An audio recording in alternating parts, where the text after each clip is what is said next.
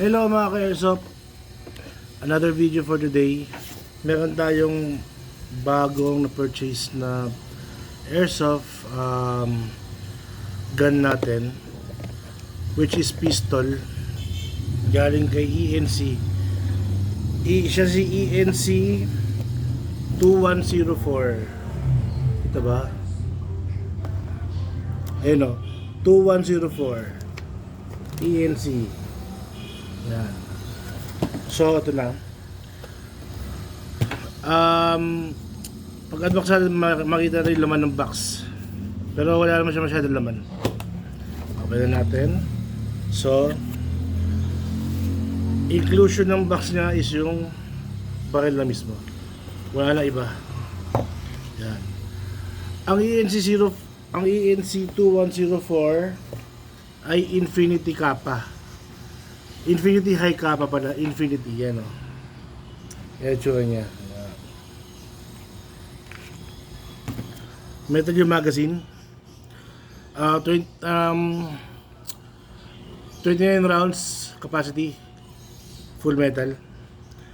Tapos lower and slide, upper and lower frame is metal lahat. Barrel is metal. Inner barrel metal din. Tapos threaded yung outer barrel niya for silencer and tracer. So yan o. Mabigat siya. Mga 1 kilo yun to. Tapos metal yung hammer niya, skeleton hammer. Tapos yung slide ay yung kanyang safety is metal din, ambidextrous, left and right. Ayun o, kasama safety, unsafe, safety, unsafe. So etong grip niya, makapit naman siya, para siyang polymer type na grip. Sobrang kapit ayun, parang may liha din sa kamay. Hindi siya ganoon kadaling madumulas. Tapos syempre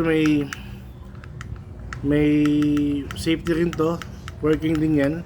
So pag hindi mo diniin yan, kahit hindi naka-safe, hindi puputok. Kailangan nakadiin, naka-press. Yan. So makita naman natin loob niya, yan nozzle niya sa loob. Tapos parang meron siyang design sa taas sa slide niya. Naka optic fiber na siya, optic fiber front sight. Ayan o, optic fiber front sight. So FPS ito out of the box kahapon, around 334, 335. So nakalagay kasi sa description niya 300 to 330. So nag-ano siya, nag-range ng 334, 35. Kulang tayo ng gas. Wait lang. Yun. So meron siyang gas na rin, pero hindi siya kasama. Guys, iingatan nyo yung paglabas ng magazine nyo sa unit ha. Kasi mabigat yung magazine niya. Tendency niya pag na konting press lang, nalalaglag siya. So ingatan nyo kasi mababasag agad yung base plate niyan. Okay naman yung base plate, wag lang to mauna, kasi mas sensitive to eh. So testingin natin ha. Lagay tayo ng bala. Gas muna pala.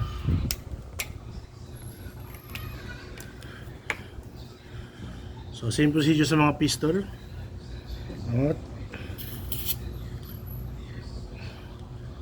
8 seconds lang. Ayan na. Walang singaw sa mga valve, wala.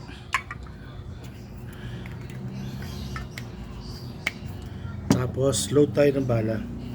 Again, ulitin ko ha, pag inatak nyo to, huwag yung bibitawan agad, kasi pipitik yan, masisira agad tong maglip natin. Kasi malakas ang spring ng ano, ng magazine na to.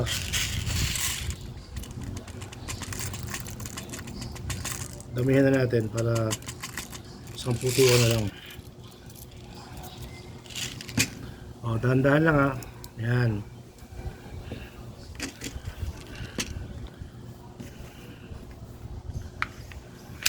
Yan. Sige. Tapos gawa tayo ulit ng target. Para malaman yung aim natin kung maganda. Drawing tayo ng bilog. Bilog. Tinta. Pa.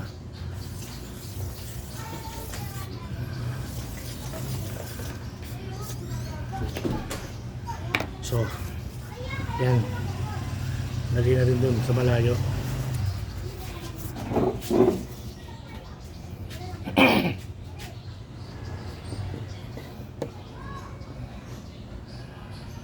Siguro mga 5 meters to layo. Okay na rin.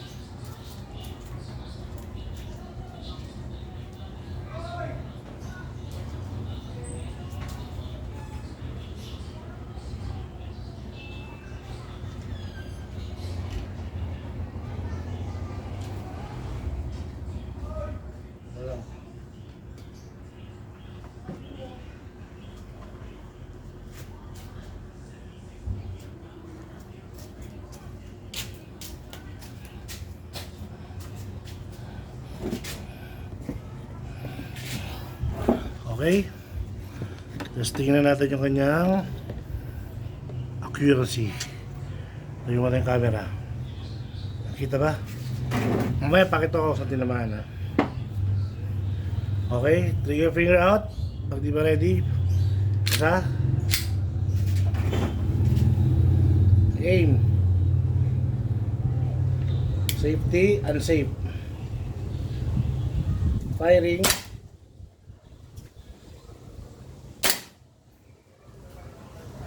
Lakas nito.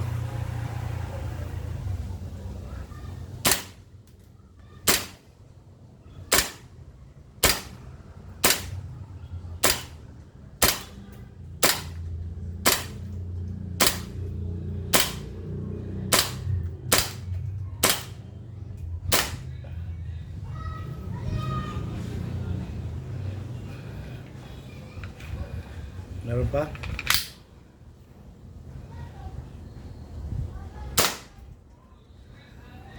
Empty na. So, release mag, crack, safe. Balik magazine. Okay. Tingnan natin.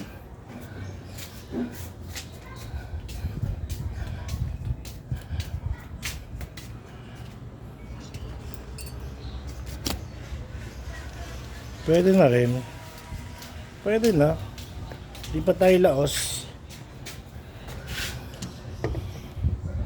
So ito na yung target natin. Yan.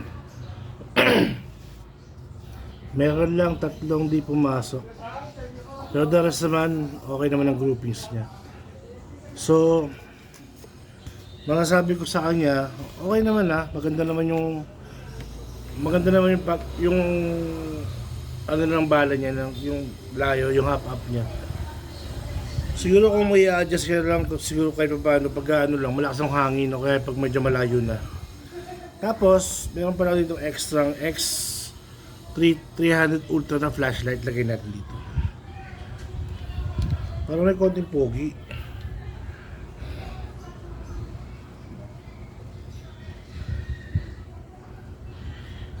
Bago tayo laruan.